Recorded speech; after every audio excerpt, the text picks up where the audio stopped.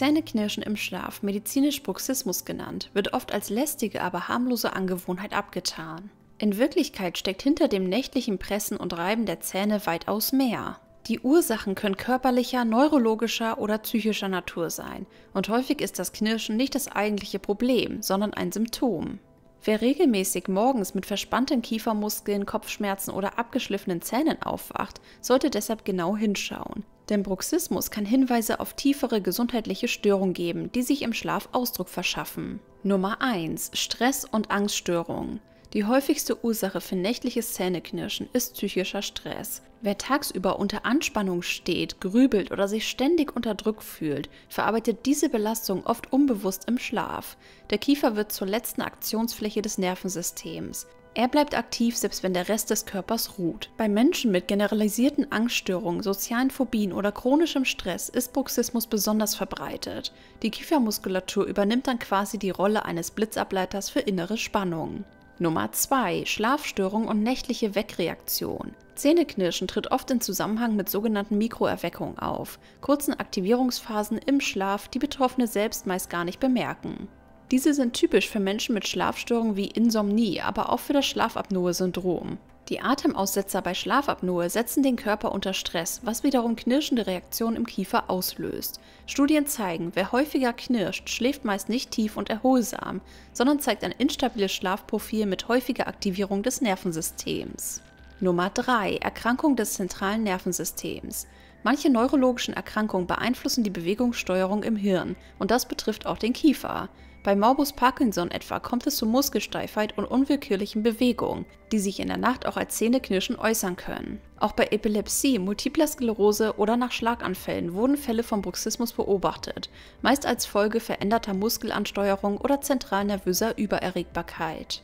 Nummer 4. Fehlstellung im Kiefergelenk. Eine kraniomandibuläre Dysfunktion, kurz CMD, liegt dann vor, wenn das Kiefergelenk nicht optimal arbeitet, sei es durch Fehlstellungen, unpassende Zahnkontakte oder muskuläre Dysbalancen. Dieses Ungleichgewicht führt häufig zu Ausgleichsbewegungen im Schlaf, die sich in Form von Zähnepressen oder Zähneknirschen zeigen.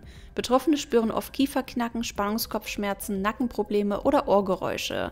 Symptome, die man nicht sofort mit dem Gebiss in Verbindung bringt, aber eng damit verknüpft sind. Nummer 5. Nebenwirkungen von Medikamenten. Bestimmte Medikamente, vor allem aus der Gruppe der Antidepressiva, können als Nebenwirkung nächtliches Zähneknirschen auslösen. Die Substanzen beeinflussen den Serotoninstoffwechsel im Gehirn, was wiederum unwillkürliche Muskelaktivitäten fördern kann, auch im Kieferbereich. In solchen Fällen tritt Bruxismus meist kurz nach Beginn der Medikamenteneinnahme auf und kann sich bei Dosisveränderungen verstärken oder abschwächen. Nummer 6. Refluxkrankheit, stiller Reflux. Eine weniger bekannte, aber medizinisch belegte Verbindung besteht zwischen nächtlichem Zähneknirschen und der Refluxkrankheit. Wenn Magensäure im Liegen in die Speiseröhre zurückfließt, reagiert der Körper mit erhöhtem Speichelfluss, Kieferanspannung und manchmal sogar mit dem Versuch, durch Kieferbewegung den Reiz zu kompensieren.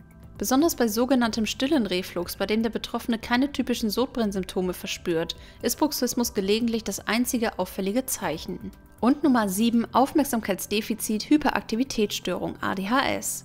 Kinder und Erwachsene mit ADHS zeigen häufig unruhige Schlafmuster, inklusive nächtlichem Zähneknirschen. Die erhöhte neuronale Aktivität, Impulsivität und emotionale Anspannung, die mit ADHS einhergehen, spiegeln sich auch im nächtlichen Verhalten wider.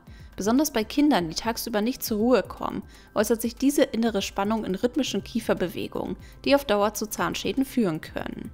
Das scheinbar harmlose Knirschen im Schlaf ist also oft mehr als nur ein akustisches Ärgernis. Es ist ein Symptom, das ernst genommen werden sollte, vor allem wenn es regelmäßig auftritt oder von weiteren Beschwerden begleitet wird. Möchtest du jetzt noch wissen, welche 7 Lebensmittel einen Schlaganfall vorbeugen können? Dann schau dir unbedingt das Video an, welches wir dir an dieser Stelle verlinken. Klicke direkt drauf.